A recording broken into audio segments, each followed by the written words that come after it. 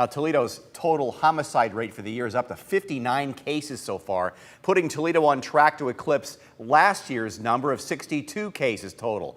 According to Toledo police data, we might see the highest homicide rate in Toledo in 27 years. Michael Sandlin spoke to area leaders who are trying to fight gun violence in our area.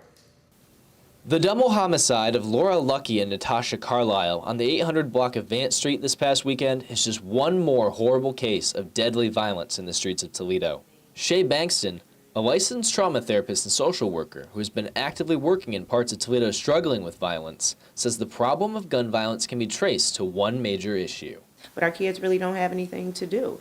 And it's also, essentially, it's like we have a parentless generation. Our kids are raising themselves, and they're very angry, and they're very numb to it all. Bankston says government projects like the War on Crime and the War on Drugs have caused generations of children to grow up with parents or relatives in jail, creating a system where the children have learned to fend for themselves. And so, because a lot of our youth have been left to their own device, they're going to do whatever they feel they have to do in order to, have just some very basic and essential needs met. Bankston says the best way to prevent kids from falling into that lifestyle is to offer them after-school activities to keep them productive and creative. Douglas Jones, the owner of Pride of Kids United, an inner-city youth program at the Frederick Douglass Center, agrees with Bankston, saying that kids need to be taught to channel their boredom and connection to their neighborhood into something productive. A lot of these kids want to claim a hood.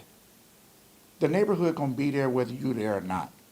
If you're going to do something for your hood, do something positive. Bring some positive recognition back for the hood. Jones says after-school programs like his have never been more necessary than now, giving kids a safe place to be instead of out on the streets. But it's better for the kids to be able to do that, and we can actually tell where they're at. Because everybody comes from someplace different every day. And the answer is not cursing and beating and slapping around. That was Michael Sandlin reporting. In his Toledo recovery plan, Mayor Wade Kapsakavich outlined the need for more inner-city youth programming, which Bankston says is the first time any mayor has done so in recent memory.